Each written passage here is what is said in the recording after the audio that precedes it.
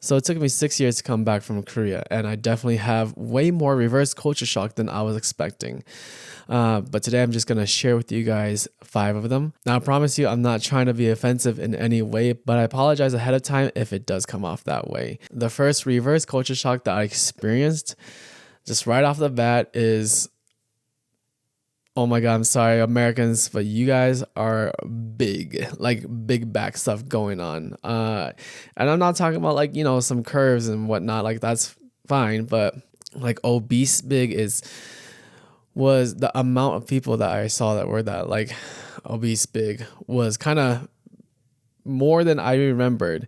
Being out in Korea, it was very rare to see someone like beyond curvy out there. If you saw anyone who was on the side of obese in Korea, it was kind of a rare commodity.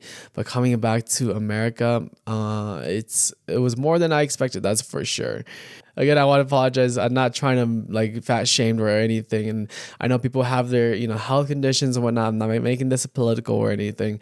But yeah, it's just something I observed and I was like, whoa, it's a sight. Number two, maybe this has to do with a problem of like obesity or something, but the amount of options that we just have here in America is beyond crazy.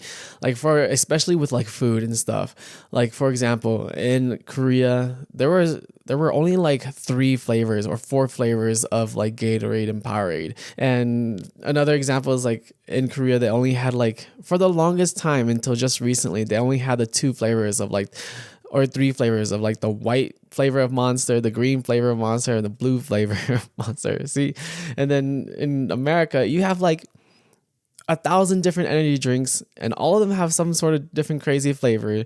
And then when you look at the chips in America, we have like 100 different flavors from 100 different brands and you don't know which one's good really unless Lay's and Doritos are always good, but like then Lay's and Doritos, they're always making like some random flavors too. And Korea, they have their own like little unique flavors as well, but it's limited to still like 5 different flavors, and that's about it. And maybe that has to do with like consumerism here too in America. It's crazy how people are always just like consuming stuff. I mean, people consume everywhere, but even in America, it's like bigger is always better, and we're always trying to get the newest thing, the biggest, coolest, flashiest thing in America, and that's a reverse culture shock that I kind of forgot that we have here.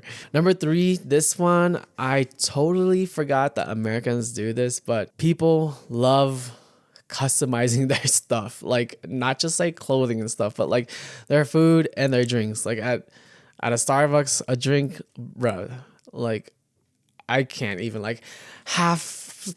Yeah, see, I can't. I don't even know. But like the Starbucks drinks, where there's like a list of 100 things that they've modded to the drink, and it's just a new drink. Especially when it comes to like food, they would just like remove this and this and that and that, and then take out this and then add this, and then but then you can sub this with this, and then oh my gosh, it's crazy. And I'm not gonna talk about how people have, their medical problems with certain food or allergies and stuff, but it's weird to see that because coming back from Korea, Koreans, they don't like mod their food to like that crazy of the degree, especially like out in Japan, they barely mod their food at all. Most of the time, people just get what's on that menu, and the only time I've ever seen like a Korean really like mod it, it's mostly just like they're adding stuff to it. Like they want to add extra meat or add extra like tok or like add extra vegetables or something.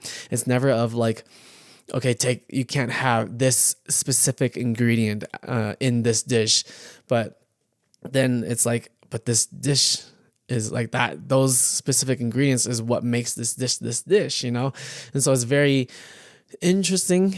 I don't really know what other word to use, but it's very interesting to come back and be like, oh yeah, Americans do this, and they completely change the entire menu just for themselves. Number 4, maybe this is kind of bad timing because a lot of crazy stuff is happening right now in America, and I mean generally around the world too, but specifically America with the past few weeks and couple like months, all the deaths and killings of each other and violent crimes.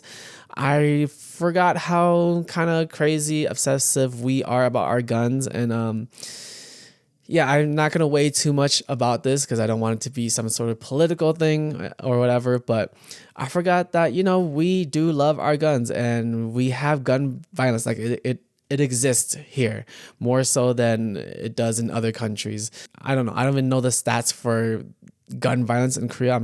Maybe like if we go way far back, maybe there's one, but as far as I know, when I was living there were no gun violence there ever, and so I forgot that was a fear or a concern that I had in the back of my head, coming back home to America. And number 5, this one I didn't completely forget that this exists, but the way Americans love to have, one, like small talk, and then two, the way they love to, like, I don't know if love is the right word, but the way some Americans will just like,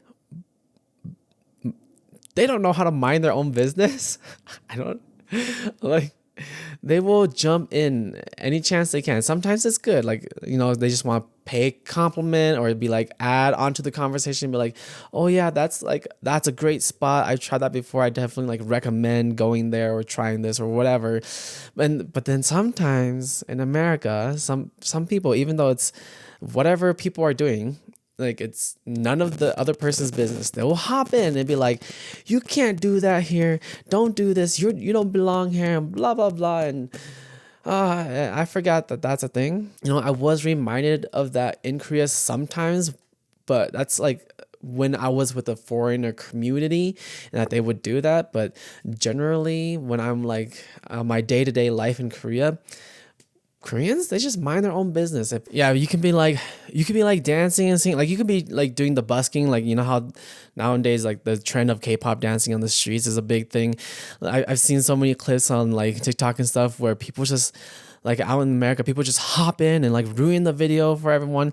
But in Korea, bro, like that is a culture there. Like they do busking all the time, and then two, like no random person is gonna hop in like that. That's like super rude, And if it's not like bothering them, like no Karen is gonna be like, don't do that here. This is not the place for you to do that. Blah blah blah blah. They're just gonna wait it out. Like I don't know. Like I just forget how much people are willing to ruin another person's day, I guess, just because they don't like the sight of something. Like even though it doesn't actually bother them in any other way besides maybe their visuals or something.